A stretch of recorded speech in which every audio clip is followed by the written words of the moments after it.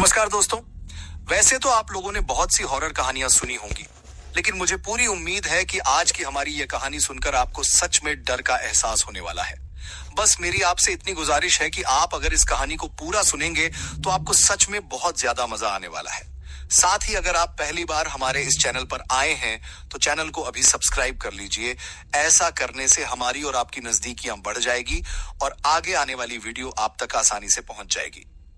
तो ज्यादा समय ना लेते हुए जल्दी से अपनी कहानी को शुरू करते हैं। तो दोस्तों, आज की ये जो कहानी है ये मेरे ही गांव के रहने वाले एक मामा की है जिनका नाम शांति प्रसाद है।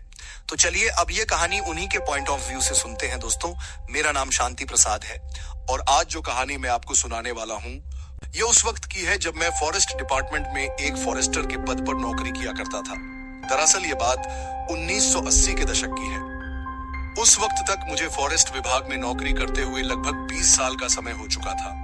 उन पिछले 20 सालों में भी मेरे साथ कई प्रकार की डरावनी घटनाएं हो चुकी थी, लेकिन इस घटना के सामने वह जो घटनाएं थीं वह कुछ भी नहीं थी, क्योंकि यह जो घटना मेरे साथ हुई थी यह इतनी ज्यादा डरावनी और खौफनाक थी कि इस घटना के होने के बाद मैं कई दिनों तक बीमार पड़ गया था।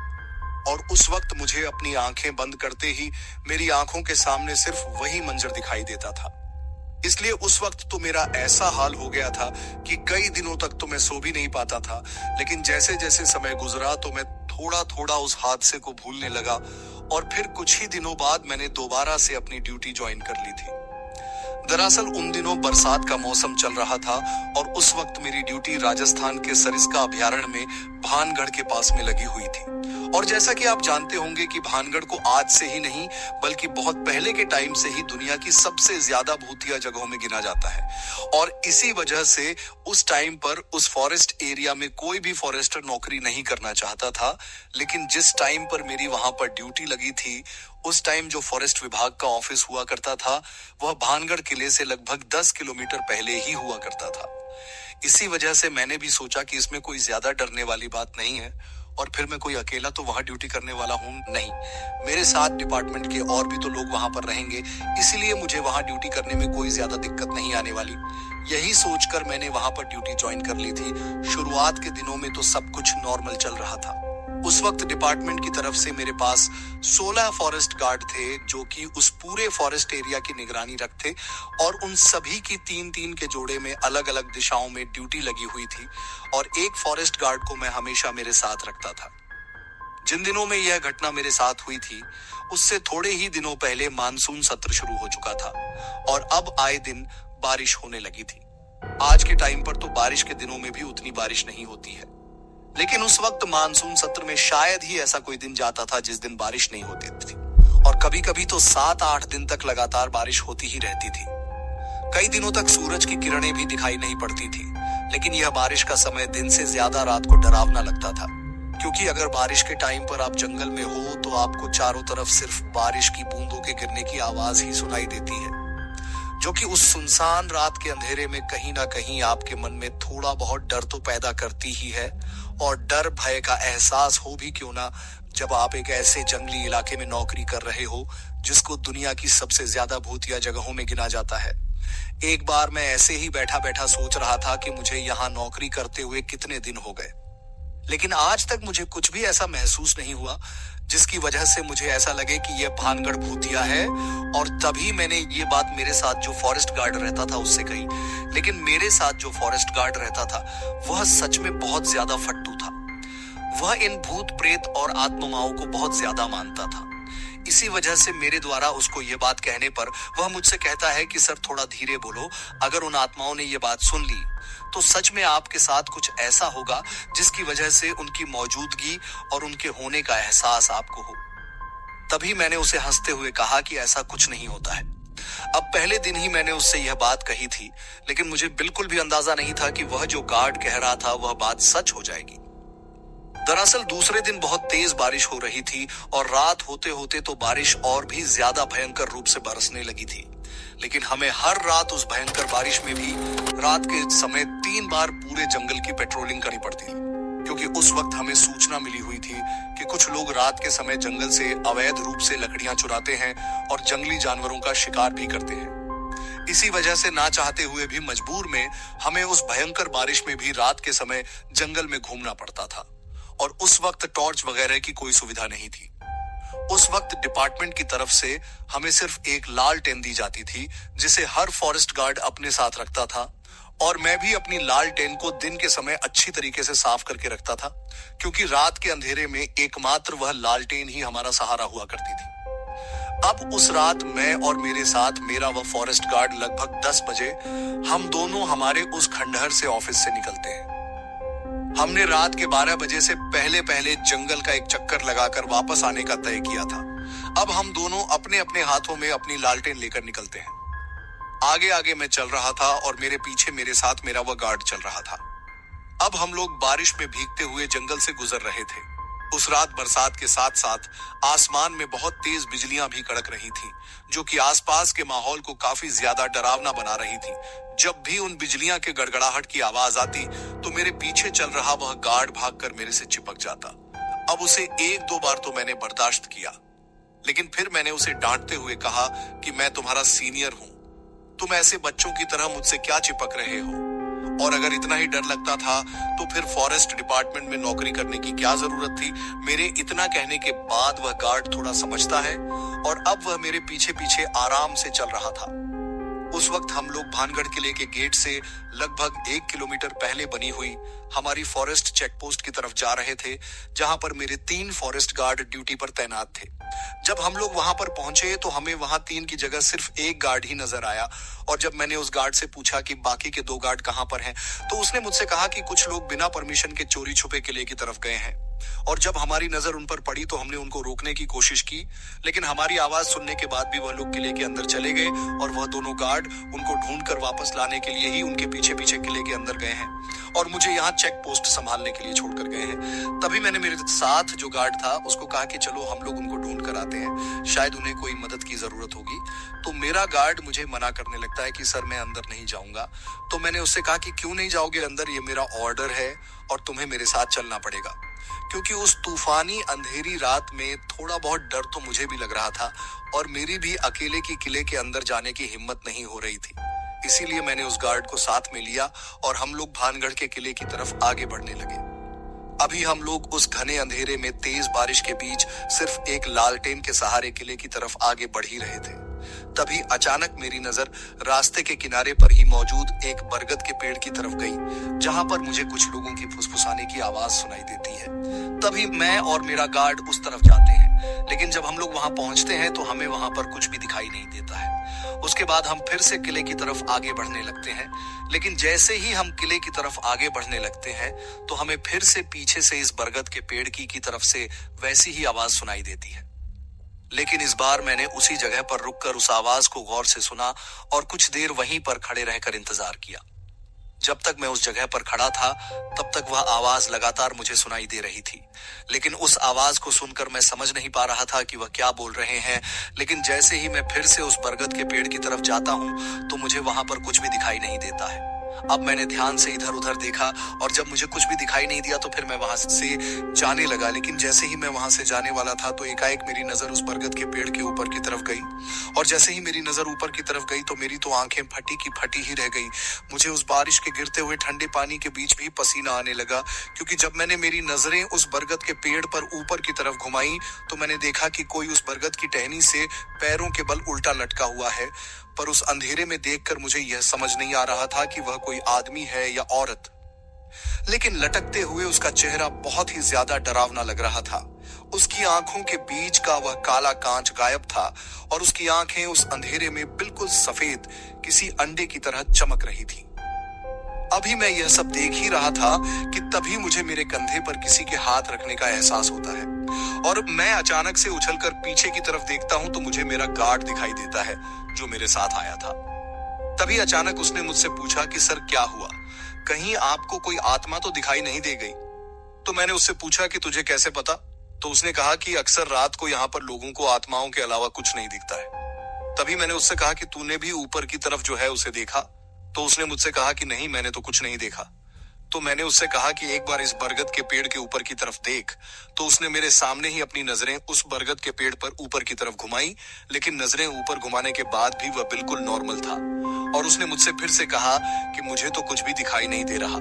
फिर उसके इतना कहने के बाद मैंने एक बार फिर से अपनी नजर को डरते डरते उस तरफ वापस घुमाया, लेकिन इस बार मुझे वहां पर कुछ भी दिखाई नहीं दिया। फिर मैंने सोचा कि शायद ये मेरे मन का वहम होगा, और उसके बाद मैं उस गार्ड के साथ वहां से वापस किले की तरफ निकल गया। लेकिन जैसे जैसे हम दोनों किले की तरफ जा रहे थे, तो मुझे ऐसा महसूस हो रहा था कि हमारे पीछे भी कोई तीसरा शख्स आ रहा है।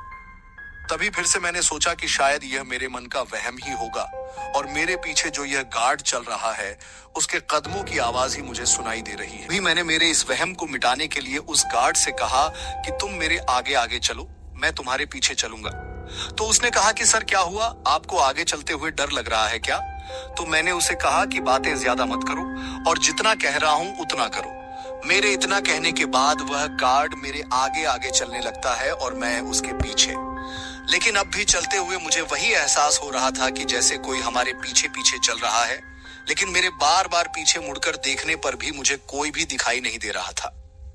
अब चलते हुए मैं बार बार पीछे की तरफ देख रहा था, लेकिन एक बार जब मैंने पीछे की तरफ पलटकर अचानक से देखा, तो मुझे मेरे जस्ट पीछे एक औरत खड़ी दिखाई देती है, जिसने बिल्कुल किसी महारानी या दुल्हन की तरह कपड़े पहन रखे थे। वह बिल्कुल एक लाल जोड़े में मेरे सामने खड़ी थी। उसके और मेरे बीच सिर्फ एक कदम का फासला था, और उसे देखने के बाद मेरे हलक से आवाज भी नहीं निकल रही थी, क्योंकि उसका जो चेहरा था वह पीछे की तरफ घूमा हुआ था, यानी कि जिस तरफ उसका आगे का धड़ था, उस तरफ उसका चेहरा नहीं था। वह बिल्कुल पीछे की तरफ घूमा हुआ था। अभी मैं उसकी तरफ देख ही रहा था कि तभी वह औरत पीछे की तरफ घूमती है। अब उसका आगे का शरीर तो पीछे की तरफ चला जाता है, और मुझे उसके पीठ के साथ उसका चेहरा दिखाई देता है। उसका चेहरा दिखने में इतना ज्यादा डरावना था कि मैं शब्दों में बयां नहीं कर सकता, और मेरी तरफ देखकर वह एक अजीब तरीके से मुस्कुराती है। मुस्कुराते मुस्कुराते ही अचानक उसकी जो बालों की छोटी थी, वह धीरे धीरे ऊपर हवा में उठने लगती है, और वह किसी रस्सी की तरह ऊपर आसमान की तरफ बढ़ने लगती है। और फिर उसके बाद वह औरत अपनी छोटी के बल धीरे धीरे ऊपर हवा में उठने लगती है, और छोटी के बल लटकी हुई उसकी गर्दन से नीचे का जो उसका शरीर था, वह अब किसी पंखे की तरह गोल गोल घूमने लगा था। और यह सब देखकर तो मुझे यकीन हो गया था कि मैंने आत्माओं को कल ही चुनौती दी थी कि आत्मा वगैरह कुछ नहीं होती है, और मेरा वह गार्ड मुझे कह भी रहा था कि सर आप ऐसा कुछ मत बोलिए, अगर उन आत्माओं ने सुन लिया तो बहुत बड़ी दिक्कत हो जाएगी। इसके बाद मैंने मन ही मन सोच लिया था कि आज मुझे यह जो कोई भी है यह नहीं छोड़ेगी, और मेरा मरना आज तय है। अभी मैं यह सब सोच ही रहा था कि तभी अचानक पता नहीं उसकी तरफ देखते देखते ही मुझे क्या हुआ, और मेरी आंखों के सामने एक अंधेरा सा होने लगा। थोड़ी ही देर बाद मुझे कुछ भी दिखाई देना बंद हो गया था, और उसके बाद शायद मैं बेहोश होकर वहीं पर गिर गया था, क्योंकि उसके बाद मेरे साथ आगे क्या हुआ था मुझे कुछ भी याद नहीं। लेकिन जब मेरी आंखें खुली तो मेरे साथ वह जो गार्ड आया था, वह और जो 2 गार्ड पहले किले की तरफ गए हुए थे, वह तीनों मेरे को किसी पेड़ से नीचे की तरफ उतार रहे थे। और जब उन्होंने मुझे उतार कर जमीन पर लिटाया, तो बारिश की गिरती हुई बूंदें जब मेरे चेहरे पर पड़ी, तो मुझे थोड़ा अच्छे से होश आया। और उसके बाद मैंने उन गार्ड से पूछा कि मुझे क्या हुआ था, और तुम मुझे इस पेड़ पर से क्यों उतार रहे थे? आखिर मैं इस पेड़ के ऊपर कैसे पहुंचा? जब मैंने गौर से उस पेड़ की तरफ देखा, तो यह वही बरगद का पेड़ था जिसके नीचे थोड़ी देर पहले मुझे किसी के फुसफुसाना की आवाज सुनाई दे रही थी। और मैंने 2 बार जाकर वहां पर चेक भी किया था, लेकिन कोई भी मुझे वहां पर दिखाई नहीं दिया था। तभी मेरे जो तीनों गार्ड थे, उन्होंने मुझे बताया कि जब हम लोग किले की तरफ से वापस आ रहे थे, तो आप हमें इस बरगद के पेड़ पर उल्टे सर के बल लटकते हुए दिखे, और जो आपकी लालटेन थी वह बिल्कुल आपके नीचे रखी हुई थी। इस तरह आपको इस बरगद के पेड़ के नीचे उल्टा लटकते हुए देखकर एक पल के लिए तो हम लोग डर गए थे। हमें लगा कि शायद किसी आत्मा ने आपको मारकर यहाँ पर लटका दिया है, और अगर अब हम लोग आपके पास जाएंगे तो शायद वह आत्मा हमें भी मार दे। लेकिन जब हमने गौर से आपकी तरफ देखा, तो आप लटके हुए भी धीरे धीरे अपने मुंह से कुछ बड़बड़ा रहे थे, जिसे देखकर हमें यकीन हुआ कि आप मरे नहीं हैं, सिर्फ बेहोशी की हालत में हैं, और इसी वजह से हमने थोड़ी हिम्मत करके आपको इस बरगद के पेड़ से नीचे उतारा है। अभी वह लोग मुझे ये सब बातें बता ही रहे थे कि तभी अचानक हम सभी की लालटेन के जो खांच थे वह एक एक करके फूट जाते हैं और अब हमारे चारों तरफ बिल्कुल अंधेरा हो जाता है। जब एक एक करके वह लालटेन के कांच फूट रहे थे तो उनको देखकर ऐसा लग रहा था कि जैसे कोई अंधेरे में पत्थर मारकर उनको फोड़ रहा हो। अब हमारे चारों तरफ बिल्कुल अधधरा था। तभी मुझे मेरे कानों में किसी के घुंघरू की आवाज सुनाई देती है और उस आवाज को सुनकर मुझे ऐसा लगा जैसे कोई दौड़ता हुआ हमारी तरफ आ रहा है और उसने घुंघरू पहन रखे हैं। तभी मैंने मेरे पास जो मेरे गार्ड थे उनसे कहा कि क्या तुम्हें भी वही सुनाई दे रहा है जो मुझे सुनाई दे रहा है? तो उन तीनों ने कहा कि हाँ सर, घुंघरू की आवाज। और अब हम लोग समझ गए थे कि अगर हम ज्यादा देर तक वहां पर रुके तो शायद आज हम लोग मारे जाएंगे। इसीलिए हम सभी ने वहां से इतनी तेज किले के बाहर की तरफ दौड़ लगाई कि जब हम लोग वहां से दौड़कर किले के बाहर की तरफ निकल रहे थे तो हमें हमारे कानों में एक अजीब सी चीख सुनाई देती है, जैसे कोई विलाप कर रहा हो, जैसे किसी के हाथों से उसकी मनपसंद चीज निकल गई हो। लेकिन उस आवाज को नजरअंदाज करते हुए हम लोग जब तक हमारी फॉरेस्ट गार्ड की वह चेक पोस्ट नहीं आई तब तक हम लोग दौड़ते ही रहे। लेकिन जैसे ही हम लोग किले के बाहर मौजूद हमारी उस चेक पोस्ट पर पहुंचे तो हमें वहां पर हमारा वह एक गार्ड दिखाई नहीं दे रहा था जिसको किले में जाते वक्त मैं वहां पर अकेला छोड़कर गया था। तभी मैंने मन ही मन सोचा कि कहीं उसको अकेला पाकर कोई हादसा उसके साथ ना हो गया हो। अभी हम लोग उसको इधर उधर देख ही रहे थे कि तभी थोड़ी ही देर बाद वह अपनी बुझी हुई लालटेन को लेकर हमारे पास आता है। उसको देखकर पहले तो हम लोग उससे पूछते हैं कि तू कैसा है? तो वह हमसे कहता है कि सर मैं तो ठीक हूँ, पर मुझे तो आज उम्मीद ही नहीं थी कि आप लोग जिंदा बच जाओगे। तो मैंने उससे कहा कि क्यों, ऐसा क्या हुआ? तो उसने हमको बताया कि पता नहीं अचानक कहां से, लेकिन एक बहुत ही बड़ा नील गाय का झुंड आप लोगों के जाने के बाद दौड़ता हुआ किले की तरफ गया था, जिसे देखकर मैं बहुत ज्यादा डर गया था और इसीलिए अपनी लालटेन को बुझाकर साइड में जाकर छुप गया था। उसके बाद हम लोगों ने भी हमारे साथ जो वाकया हुआ वो उसको बताया। हमारी यह बात सुनने के बाद उसने अपना सिर ऊपर की तरफ किया और आसमान में तारों को देखकर उसने हमसे कहा, हाँ कि समय का यह पहर तो बहुत ही ज्यादा खतरनाक है। यह तो उन आत्माओं का समय है, अगर इस समय कोई भी उनके इलाके में दखल देता है तो वह उसे जिंदा नहीं छोड़ती है। आप लोगों ने बहुत बड़ी गलती कर दी। जो इस समय आप किले के अंदर चले गए वह तो भगवान की मेहरबानी थी या पता नहीं कैसे जो आज आप लोगों की जान बच गई, वरना मैंने तो आप लोगों को आज मरा हुआ ही समझ लिया था। इसके बाद मैंने उस गार्ड को कहा कि यार तू चुप रहे, वैसे ही इतना ज्यादा डर लग रहा है और तू हमें और ज्यादा डरा रहा है। लेकिन अब मैं उन तीनों को वहां पर छोड़कर उनकी जान को भी खतरे में नहीं डालना चाहता था, इसलिए मैं उन तीनों गार्ड को भी अपने साथ लेकर वापस उस किले से लगभग 10 किलोमीटर दूर अपने ऑफिस की तरफ आ गया। लेकिन मुझे आज तक भी यकीन नहीं हो रहा कि उस रात वह सब क्या था। क्या वह सच में आत्मा ही थी? लेकिन उसके कुछ दिनों बाद ही मैं बहुत ज्यादा बीमार पड़ गया था, जिसकी वजह से मुझे कई दिनों की छुट्टी लेनी पड़ी थी। तो दोस्तों यह थी हमारी आज की कहानी आपको कैसी लगी कमेंट बॉक्स में कमेंट करके जरूर बताना। फिलहाल चलता हूं, बस आप अपना और अपने परिवार का ख्याल रखें और अगर अभी तक भी चैनल को सब्सक्राइब नहीं किया है तो कृपया करके चैनल को सब्सक्राइब कर लीजिए।